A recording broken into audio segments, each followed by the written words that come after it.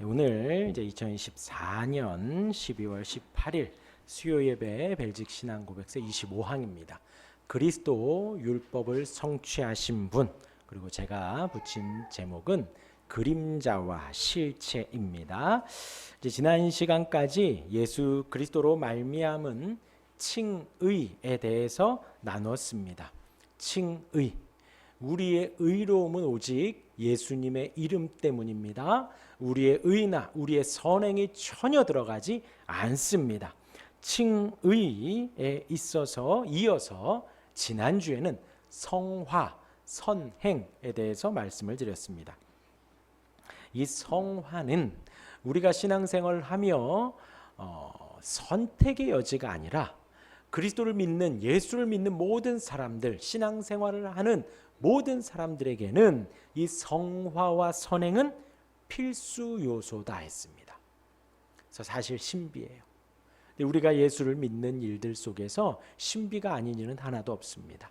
우리가 예수님, 2000년 전 오신 예수님을 믿고 그 예수님의 죽으심이 나의 의로움을, 나의 죄 용서함을 믿고 의롭다함을 되는 것도 믿는 것도 참 신비입니다. 그리고 그 예수님을 믿고 우리가 하나님의 사람으로 살아감에 있어서 성화되어져 감도 사실 신비입니다. 우리가 거룩해져 가는 거예요. 우리가 선행, 착한 일을 하며 살아가는 것입니다. 근데 무엇에 따라서요? 참된 믿음에 따라서. 그리고 그 순서가 중요하죠. 우리의 의롭다 칭함 받는 것에 있어서 우리의 선행이 들어간다 안 들어간다? 전혀 안 들어갑니다. 우리의 의롭다함은 오직 예수님으로 말미암음이에요. 오직 예수님으로 의롭다함을 얻고 그 참된 믿음으로 말미암아 우리는 성화되어져 갑니다. 그 예가 성경에 많이 나와요. 하나님께서 아브라함을 택하시고 하나님의 사람으로, 또 야곱을 택하셔서 하나님의 사람으로, 믿음의 사람으로 만들어 가십니다. 그 하나님께서 저와 여러분들을 택하셔서 성화시켜 가십니다. 은혜를 받는 모든 성도는 성화됨을 사모하고 이 땅에서 성화되어 갑니다. 모두는요. 아시겠죠? 여기에 또한도 우리는 아멘 하는 것입니다. 오늘은 그렇게 예수님의 우리가 이제 성화되어져 감에 있어서 다시 예수님으로 돌아왔어요.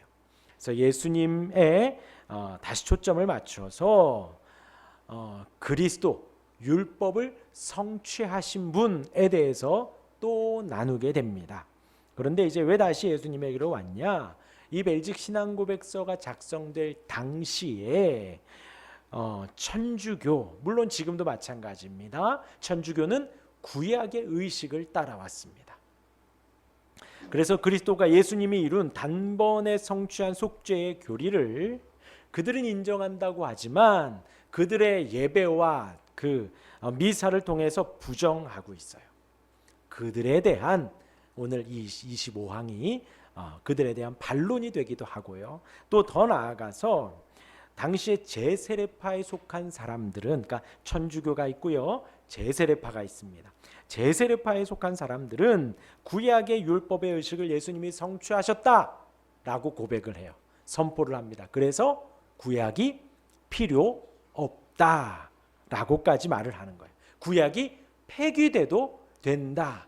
구약은 더 이상 성경에 넣지 않아도 된다. 예수님이 다 이뤘기 때문에 아무 소용없다라고 하는 사람들이 어디라고요? 제세례파. 그렇지. 제세례파. 그렇죠. 제세례파. 그리고 이제 구약의 의식들을 그대로 받아서 미사에, 그들의 예배의 예식의 예전에 적용한 이들이 바로 천주교입니다.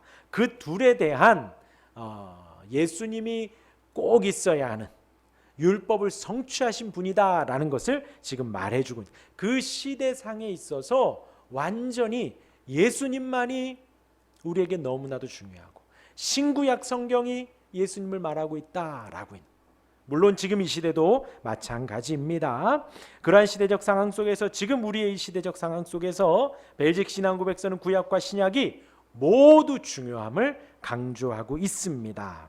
그래서 우리가 성화되어 감에 있어서 예수님의 존재와 사역이 구약의 말씀으로 성취되어서 이루어졌다라는 것입니다. 그래서 제가 지난주에 이제 탐욕에 대해서 말씀을 드렸어요. 주일에. 탐욕. 우리가 탐욕을 이길 수 있다 없다? 없다. 왜? 우리는 탐욕 덩어리예요. 우리는 욕심만 가득해요. 그래서 우리가 탐욕을 버리려면 어떻게 해야 된다고요? 하나님의 말씀을 우리 안에 인풋해야 돼요. 하나님의 말씀을 우리에게 계속해서 집어넣어야 우리 안에 있는 탐욕이 물러져 가는 거예요. 우리 안에 있는 정욕이, 우리 안에 있는 혈기가 물러져 가는 것입니다. 그 말씀이 무엇을 말하는가? 신구약 성경 전체를 말하고요. 그 말씀이 예수님을 향하고 있다라는 것입니다. 그래서 우리 방금 읽은 말씀을 다시 한번 보면요. 마태복음 5장 17절에서 20절입니다. 내가 율법이나 선지자를 폐하러 온 줄로 생각지 말라. 지금 예수님이 언제지요? 마태복음 5장이에요. 5장에서는 산상수훈입니다. 산 중턱에서 제자들이 앞에 있고요. 제자들 뒤에 많은 무리들이 지금 따르고 있습니다. 제일 수신자는 제자들이에요. 제자들은 예수님을 따르는 데 있어서 자기가 가진 직업과 부모와 가족들을 다 뒤로하고 예수님을 따르겠다고 한 그들이 제1수신자이고 그 뒤에서 많은 군중들이 또 제2수신자입니다. 그런데 지금 그 제1수신자는 예수님의 말씀에 나를 따르라 했을 때 그냥 곧바로 따른 거예요. 그물을 버리고 따르고 자기가 하던 일 뒤로하고 따르고. 그러니까 그들은 예수님의 신성 앞에 예수님의 그 위엄 앞에 그대로 따랐던, 그리고 평소에 메시아와 그리스도에 대한 사모함과 갈망함이 있던 이들이라는 거죠. 근데 예수님이 말씀을 전하십니다. 복 있는 자들아, 너희는 예수님으로 가난하고 예수님으로 온유하고 그런 너희가 복이 있다 선포하시고 그 5장 17절이에요. 그런 팔복을 하고 나서 뭐라고요? 내가 율법이나 선지자를 폐하러 온 줄로 생각하지 말라. 왜요? 지금 이 제자들이 예수님을 보고 예수님의 위엄 앞에, 거룩함 앞에 매료되어서 이제 성경은 버리려 하니 율법과 선지자를 폐하러 온 것이 아니라, 당시의 율법과 선지자는 성경 전체를 말하는 거예요. 모세오경을 말하고 선지서들을 말하는 것이지요. 그것이 폐하는 것이 아니라 그것을 완전하게 하기 위함이다. 그것의 실체로 오신 것이다 라는 거예요. 그러니까 율법과 선지자가 폐하여 없어져야 될 것이 아니라 너희가 계속해서 알아야 한다라는 것이죠. 진실로 너희에게 이르노니 천지가 없어지기 전에는 율법의 1.1획도 결코 없어지지 아니하고 다 이루리라. 천지가 없어지기 전에, 천지가 없어질 날이 있을까요? 하늘과 땅이 없어질 날, 하나님이 새 하늘과 새 땅을 다시 만든다 했지요. 그때 전에는 이 구약 성경, 신약 성경 전체의 1.1획도 결코 없어지지 아니하리라 했습니다. 점 하나도, 붓점 하나도, 선 하나도, 획 하나도 결코 없어지지 않는다. 성경, 신구약 성경 전체가 다 중요하고 다 하나님의 말씀이다. 이어서 19절에요. 그러므로 누구든지 이 계명 중에 지극히 작은 것 하나라도 버리고 또 그같이 사람을 가르치는 자는 천국에서 지극히 작다 일컬음을 받을 것이요 누구든지 이를 행하며 가르치는 자는 천국에서 크다 일컬음을 받으리라. 그러니까 작은 것 하나라도 버려라, 버리지 말아라, 버리지 말아라 하신 것입니다. 내가 너희에게 이르노니 너희 의가 서기관과 바리새인보다도 낫지 못하면 결코 천국에 들어가지 못하리라. 지금 제자들에게 하신 말씀이라 그랬지요. 제자들이 예수님을 믿고 따르면서 그 하나님의 말씀을 이제 소중히 여겨야 할진데 서기관과 바리새인들, 그들은 하나님의 말씀을 달달달달 외우면서 그 말씀이 너무나도 소중하다 여겼던 그들입니다. 예수님을 따른다고 하면서 그들보다 그렇게 못하면 안 된다는 거예요. 그들만큼은 해야 된다는 거죠. 신구약 말씀 전체가 우리에게 얼마나 중요한지 항상 마음에 두고 살아야 한다는 것입니다. 자, 이어서 우리 25항을 보겠습니다. 그 마음을 딱 가지시고 우리 25항 그리스도 율법을 성취하신 분 한번 읽어보겠습니다. 앞을 보시고 우리는 시작. 우리는 율법의 의식들과 상징들이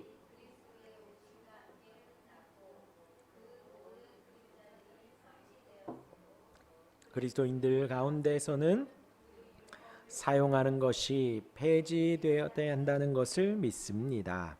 그러나 율법의 진리와 본질은 성취하신 그리스도 안에서 우리를 위하여 여전히 우리는 복음의 교리로 우리를 확고하게 하고 하나님의 뜻과 영광에 따라 모든 영예 가운데서 우리의 삶을 살아가기 위해서 율법과 선지자로부터 취해진 증거들을 여전히 사용합니다. 이게 지금 그 내용이에요. 자, 이것이 왜 중요한가? 구약의 율법은 우리가 웨스트민스터 신앙고백서에서 배웠습니다. 율법은 크게 구약은 의식법, 시민법, 도덕법으로 나뉩니다. 도덕법은 우리가 얼마 전에 했던 그 10계명을 말하는 거예요. 모든 사람에게 보편적으로 적용되는 도덕적인 원칙 10계명을 말합니다. 그때나 지금이나 동일하게 우리 모두가 다 지켜야 하는 말씀이에요. 우리가 지금도 순종해야 합니다. 이어서 시민법은 당시의 이스라엘 백성들 그 시민들을 위한 법이었습니다. 당시의 사회적인 질서를 위한 법이었죠. 현대와는 다르지만 그 정신은 가지고 있어야 된다는 거예요. 그때 당시의 사람들이 시민들로서 살아가는 그 법을 우리가 잘 유지해야 합니다. 그리고 이제 의식법입니다. 당시의 예배와 규례에 관한 것입니다. 당시에 이제 제사를 포함해서 예식에 관한 법들, 또 성막, 성전, 광야에서 성막을 세웠고요. 이제 예루살렘에서 성전을 세웠지요. 그 일들을 다루었죠. 측량하고 여러 종류의 건축 재료들에 대한 세부적인 사항들까지 포함합니다. 그렇게 의식법은 제사와 제사장의 옷을 빠는 것, 레위인들의 직무와도 관련이 있었습니다. 그러니까 그 자체로 되게 엄중히 여겼다는 거죠. 성막 했고 성전 했고 성소와 지성소가 있었고요. 그 의식법은 구약의 모든 공적인 예배와 의식, 형식들과 관련이 되어 있었습니다. 그래서 이 벨직 신앙고백서가 기록될 당시 이 가톨릭의 미사는 그 모든 순서를 무거운 형식으로 매우 받아 순종했다라는 거예요. 그러니까 천주교의 그 예전 자체가 되게 엄중한 거죠. 그 자리에 참여하고 그 자리에서 같이 앉아 있는 것만으로도 구약의 그 예전과 제사의식이 중요한 것처럼 그들에게 그게 매우 중요했다라는 거예요. 곧 이들은 화려한 의복을 입지요. 그 천주교의 미사에서는 화려한 의복을 입고요. 종종 보면 연기가 올라가는 향이 등장하기도 합니다. 그래서 구약의 예식들을 지금까지 발전시킨 거예요. 천주교는 이러한 성례들, 미사들을 단순한 집행이 아니라 이것을 통해서 하나님의 은혜를 받는다라는 거예요. 우리는 무엇을 통해서 은혜를 받죠? 우리는 말씀을 통해서 은혜를 받죠. 그런데 그들은 그 예전, 그 예식 자체의 은혜를 받는다라는 거예요. 지금의 천주교도 마찬가지입니다. 칠성례라고 있습니다. 천주교에서. 먼저는 세례예요. 하나님의 자녀가 되는 은혜. 태어나면 이제 세례를 받죠. 그들의 세례를 받습니다. 그리고 그 세례명도 있죠. 천주교에서는 그게 매우 중요해요. 그리고 두 번째로 견진이라고 있습니다. 믿음을 견고하게 하는 예식이 또 있는 거예요. 그리고 이제 성체라고 해서 우리가 아는 성찬식과 같은 그들의 성례가 있습니다. 근데 그들은 물과 포도주가 화채설이라 그래서 완전히 예수님의 피와 살이 된다라고 믿는 거예요. 그 빵이, 그 포도주가 예수님의 피고 예수님의 살이라는 겁니다. 그래서 땅에 떨어지면 안 되죠. 그래서 신부가 직접 이렇게 직접 입에 넣어줍니다. 또 이제 고해성사를 합니다. 용서받는 거예요. 그리고 그들은 이제 결혼할 때도 혼배라고 있습니다. 결혼할 때 하는 거예요. 그래서 천주교인과 기독교인이 결혼하면 이는 천주교에서는 불신자와 결혼한다고 믿어요. 그래서 불신자든 교회 다니는 사람이건 뭐 타종교에 있던 사람이건 간에 천주교인과 결혼을 해서 이 혼배라는 성례를 행하려면 가서 세례를 받아야 되는 거예요.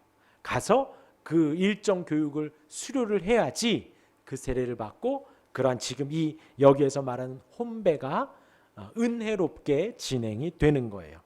결혼할 때 한 혼배가. 그리고 이제 성품이라고 해서 사제와 주교들이 받는 게 있고요. 또 이제 병자성사라는 것이 있습니다. 병자에게 치유와 평안을 기원하는 것. 그래서 이제 사제들이나 신부들이 와서 병자들을 위해서 기도해 주는 것도 이 칠성례 중에 하나로 되어 있습니다. 그래서 이런 것이 중요한 건 이것이 바로 구원의 조건이 된다는 거예요. 은혜의 조건이 된다라는 것입니다. 이런 외적인 것에 구원의 은혜가 있다고 믿는 거예요. 천주교가요. 구약의 그 의식들을 그대로 받아서 아까 말씀드렸죠. 천주교가 있고요. 반대로 뭐가 있다 그랬어요? 제세례파. 반대로 제세례파는 완전히 반대입니다. 구약에 예수님이 이 땅에 오셔서 십자가 지심으로 구약의 모든 것들이 다 이루어졌다. 성취되었다. 그러기에 우리는 더 이상 구약과 아무 상관없다. 구약은 단지 역사적인 관심사일 뿐이다. 지금 우리에게 그 이상 가르침은 없다라는 거예요. 그런데 사실요, 이 제세례파는 다시 세례를 받아야 된다는 거예요. 언제요? 네가 깨달았을 때 다시 세례를 받아야 된다는 겁니다.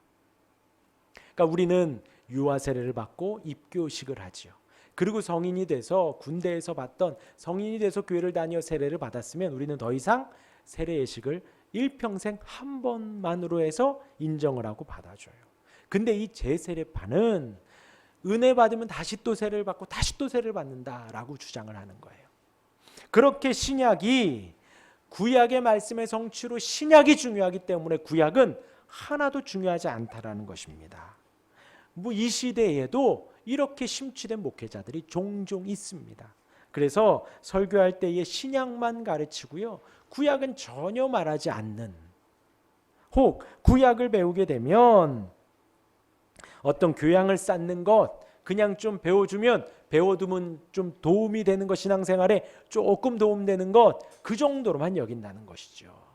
신약과 구약의 비중 속에서 신약만 막 강조하는, 어떤 체험만 막 강조하는 한쪽으로 치부된 신앙생활을 할 수가 있다라는 것입니다. 자, 기억하세요. 신약, 구약 어떤 게 더 중요하다고요? 신약, 구약, 구약, 신약 어떤 게 더 중요하다고요? 어떤 게 중요하다고요? 둘 다 중요해요. 둘 다. 아까 말했죠. 보세요. 1.1획도 땅에 떨어지지 않는다 그랬어요.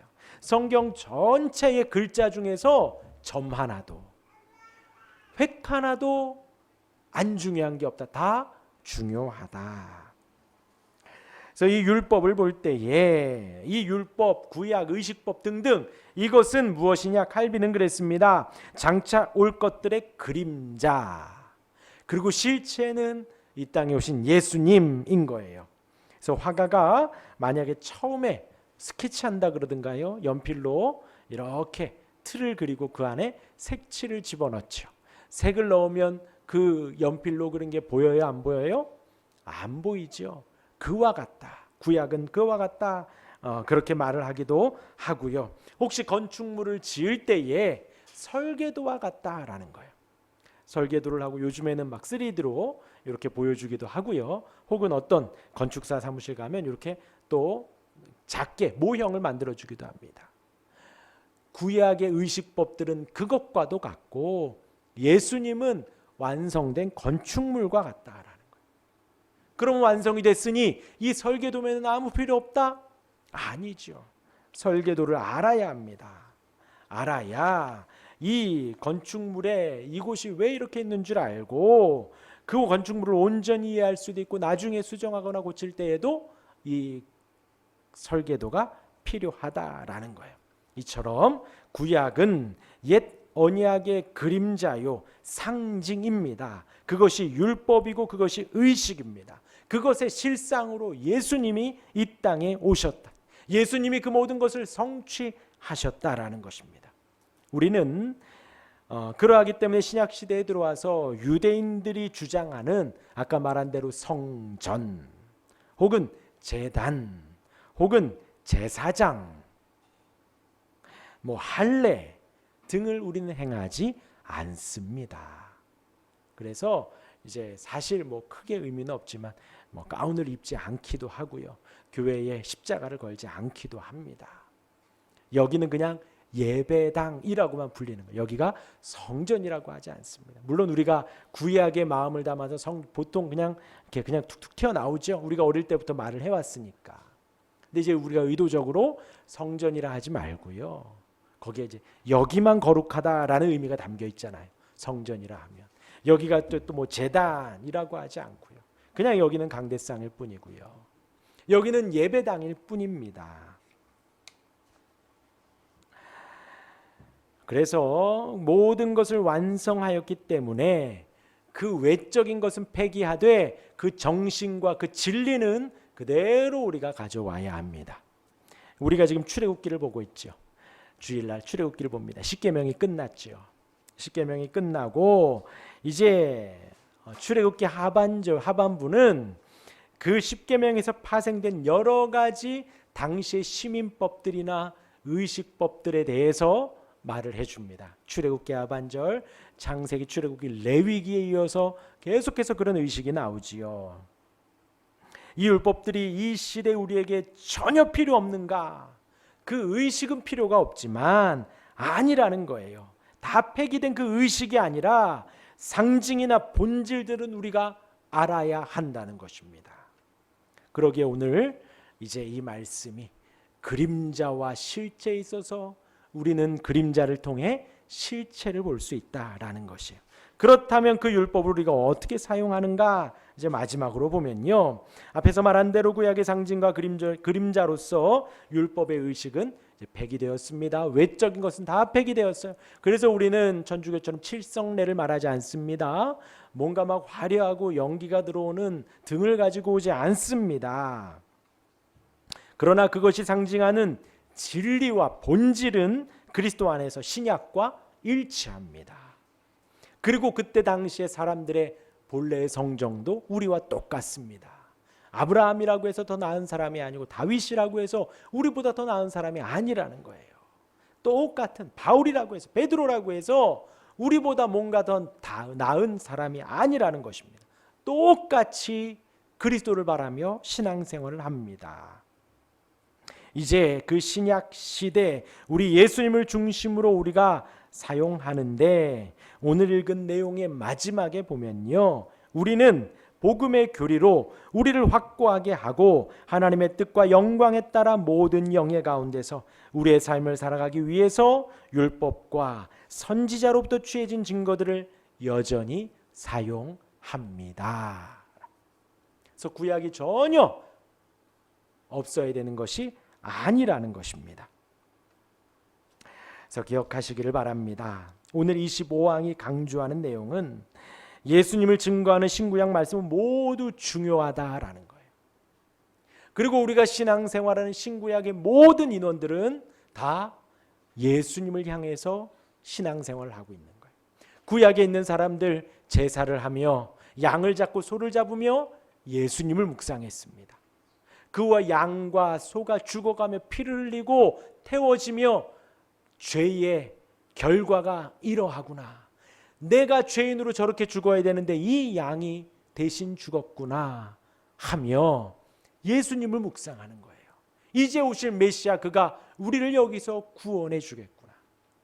저와 여러분들은요, 구약에 기록된 그 모든 말씀들을 보며 그 예수님의 그림자를 배우고 실체를 알아가는 것입니다. 그 설계도를 배우며 그 건축물을 배워가는 것입니다. 신구약 모두가 다 중요합니다. 1.1획도 땅에 떨어지지 않습니다. 우리의 삶에 있어서 여러분 잘 들으십시오. 우리의 삶에 있어서 사복음서 너무나 중요하죠. 똑같이 모세오경 너무나도 중요합니다. 신약의 역사서 사도행전이 신약의 교회의 역사서입니다. 우리에게 너무나도 중요하지요. 실제적으로 팍팍 다가옵니다. 사도행전을 보면요. 그러나 열왕기상하 역대상하를 보며 하나님을 잘 섬겼던 왕들과 하나님을 등졌던 왕들에 대해서도 우리가 처절하게 알아갈 수가 있는 것입니다. 또 사도들의 서신들이 중요하지요. 마찬가지로 욥기와 시편, 잠언, 전도서에 나와 있는 그 지혜로운 말씀들도 너무나도 중요합니다. 요한계시록이 중요하지요. 이 마지막 때를 살아가는 우리에게 위로를 주는 말씀입니다. 오직 예수 그리스도만 증거하는 계시록의 말씀입니다. 마찬가지로 이사야, 예레미야, 대선지서, 소선지서에서 말하는 그들의 예언도 너무나도 중요합니다. 그것도 예수님을 증거하기 때문에요. 이 신구약 말씀 모두가 예수님을 향하고 있고 그 말씀 모두가 하나님의 사랑과 하나님을 사랑할 것을 말하고 성도로서 이웃을 사랑할 것을 증거하고 있습니다. 그 모든 말씀 속에 1.1획도 땅으로 떨어뜨리지 마시고 사모하여 보고 또 보고. 어떤 분이 그러셨어요. 이제 우리 교회 와서 성경을 처음 읽었답니다. 그래서 이제 한 3년 지나서 한 3번을 보셨대요. 그랬더니 성경이 조금 보이더랍니다. 조금. 전체 이제 그 통독을 1년에 한 번 해서 한 3년 정도 3번을 연달아 하니까 성경이 조금 보이더래요. 절대로 중요하지 않은 말씀이 있고 더 중요한 말씀이 있지 않습니다. 신구약 성경 전체가 예수님을 향한 말씀으로, 신구약 성경 전체가 하나님을 사랑하라는 말씀, 이웃을 사랑하는 말씀으로 너무나도 중요합니다. 그 성경을 사랑하는 우리 모두가 되기를 주님의 이름으로 축원합니다. 아멘.